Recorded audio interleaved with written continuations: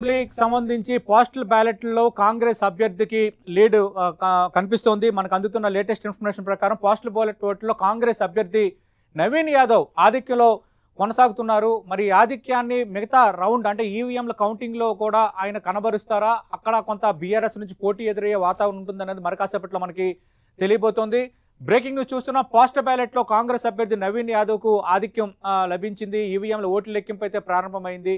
మరి ఇప్పుడు మరో హాఫ్ అన్ అవర్లో తొలి రౌండ్ ఫలితం రాబోతుంది. ప్రతి రౌండ్కి 40 నిమిషాల సమయం పడుతుంది. బట్ ఆ 40 నిమిషాలు ఒక రౌండ్ ఈవీఎంకి సంబంధించిన ఒక రౌండ్ కౌంటింగ్ పూర్తయిన తర్వాత మనకి సమాచారం రావడానికి ఒక 15 నిమిషాలు పడుతుంది. అంటే దాదాపు ఒక 50 నుంచి 55 నిమిషాల్లో ప్రతి రౌండ్ ఫలితం అయితే మనకి రాబోతుంది. అలా అని 10 రౌండ్లు ఉన్నాయి కాబట్టి 10 గంటలు పట్టే అవకాశం అని కూడా మనం అంచనా వేయలేము. ఎందుకంటే రౌండ్కి పెరుగుతున్న తర్వాత ఒక్కసారిగా ఆ స్పీడ్ పెరిగిన తర్వాత ఆటోమేటిక్గా ఈవీఎంల కౌంటింగు అలాగే ప్రతి రిజల్ట్ ఇమీడియట్గా రావటం అనేది మనకి అర్థమవుతుంది.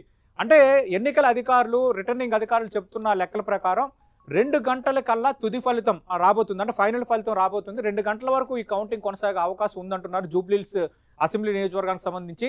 అయితే 11-11:30కి ఒక ట్రెండ్ అయితే తెలిసిపోయే అవకాశం ఉంది.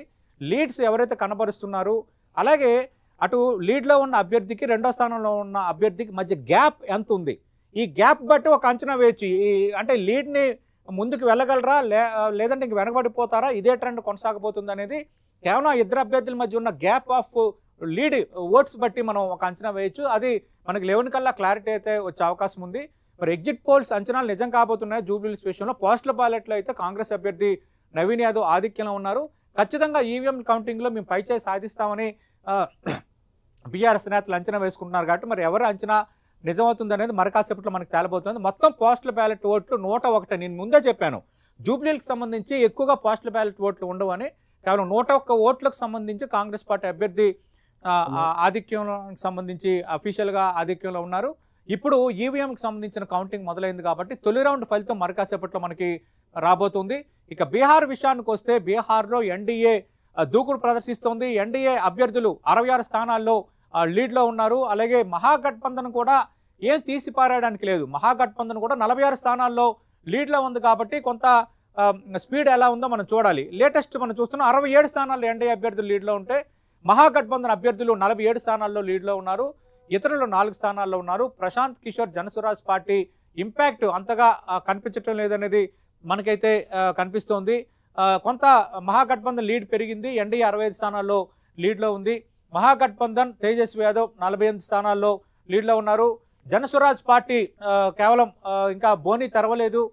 ఎక్కడ కూడా లీడ్ కనబరిచిన పరిస్థితి అయితే కనిపిస్తోంది. కేవలం పర్సంటేజ్ ఆఫ్ ఓట్ అయితే గ్రాప్ చేసే అవకాశం అయితే కనిపిస్తోంది. లార్జర్ సెన్స్లో మనం చూస్తే ఎన్డీఏ 65 స్థానాల్లో లీడ్లో ఉంది. మహాగఠబంధన్ 49 స్థానాల్లో లీడ్లో ఉంది. ప్రశాంత్ కిషోర్ ఇంకా బోని తెరవలేదు. కానీ ఇక్కడ ఇద్దరు 4 స్థానాల్లో ఉన్నారు. తేజస్వి యాదవ్ ముందంజ రాఘోపూర్ అసెంబ్లీ నియోజకవర్గం నుంచి పోటీ చేశారు. ఆయన అయితే లీడ్లో కనబడుతున్నారు. ఎందుకంటే మహాగఠబంధన్ ముఖ్యమంత్రి అభ్యర్థిగా ఆయన ఉన్నారు కాబట్టి. అలాగే సివాన్ నుంచి మంగళ పాండే బీజేపీ అభ్యర్థి రంగంలో ఉన్నారు. మంగళ పాండే చాలా కీలక నేత భారతీయ జనతా పార్టీకి సంబంధించి.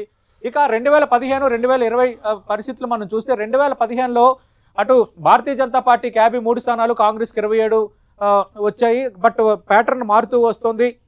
ఎన్డీఏకి సంబంధించి నితీష్ కుమార్ 65 స్థానాల్లో లీడ్లో ఉన్నారు. ప్రస్తుత ముఖ్యమంత్రి తేజస్వి యాదవ్ మహాగఠబంధన్ ముఖ్యమంత్రి అభ్యర్థి తేజస్వి యాదవ్ ఉన్నారు. మహాగఠబంధన్ 52 స్థానాల్లో లీడ్లో ఉన్న వాతావరణం అయితే కనిపిస్తోంది.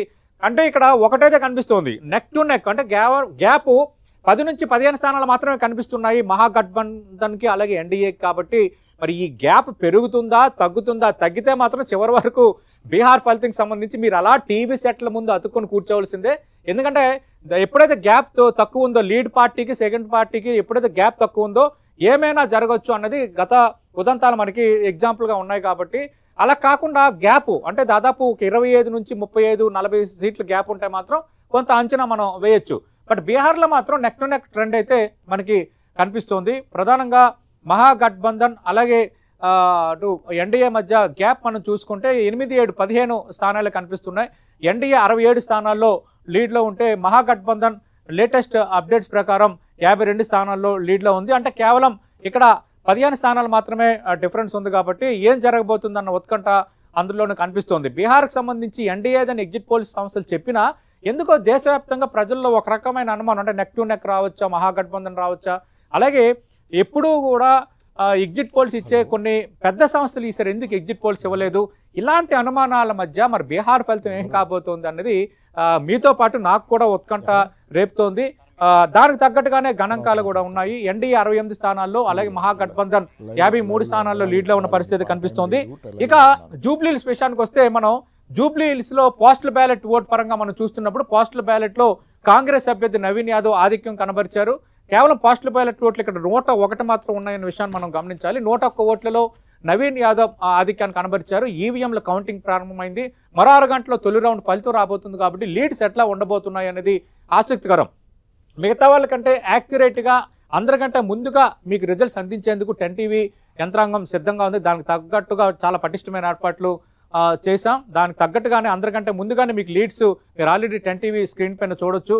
ఎన్డీఏకి సంబంధించి 69 స్థానాల్లో, మహాగఠబంధన్ 53 స్థానాల్లో లీడ్లో ఉన్నాయి. మనం చూడొచ్చు కౌంటింగ్ సెంటర్ వద్ద బీజేపీ అభ్యర్థి లంకల దీపక్ రెడ్డి, అలాగే కాంగ్రెస్ అభ్యర్థి నవీన్ యాదవ్, బీఆర్ఎస్ అభ్యర్థి మాగంటి సునీత అక్కడ ఉన్నారు. కౌంటింగ్ సెంటర్ వద్ద చాలా పకడ్బందీ ఏర్పాట్లు చేశారు. కానీ ఈసారి బీఆర్ఎస్ మాత్రం మాజీ మంత్రులు, అలాగే సీనియర్ ఎమ్మెల్యేలు, మాజీ కార్పొరేషన్ చైర్మన్లు, చాలా పార్టీకి సంబంధించిన కీలక నేతలందరూ కౌంటింగ్ సెంటర్ దగ్గర ఉండాలని ఆదేశాలు జారీ చేశారు. ఉదయం 7 గంటల నుంచే కౌంటింగ్ సెంటర్ వద్ద నేతలందరూ ఉన్నారు. మరి ఎందుకు ఇంతమంది నేతల్ని అక్కడికి మోహరించాల్సి వచ్చింది బీఆర్ఎస్కి ఏమైనా అనుమానాలు ఉన్నాయా, లేదంటే నెక్ టు నెక్ వాతావరణం ఉందా, కేటీఆర్ అంచనా వేస్తున్నట్టు సైలెంట్ ఓట్ అనేది బీఆర్ఎస్కి అనుకూలిస్తుందా, వీటన్నిటికీ సమాధానం మనకు ఒక 1-2 గంటల్లో తేలిపోబోతుంది. ఈ అనుమానాలన్నీ పటాపంచలు అవ్వాలంటే ఒక గంటన్నరలో మనకి తేలిపోబోతుంది. రైట్, ఏం చెప్తారు పాపారావు గారు? జూబ్లీ హిల్స్కి సంబంధించి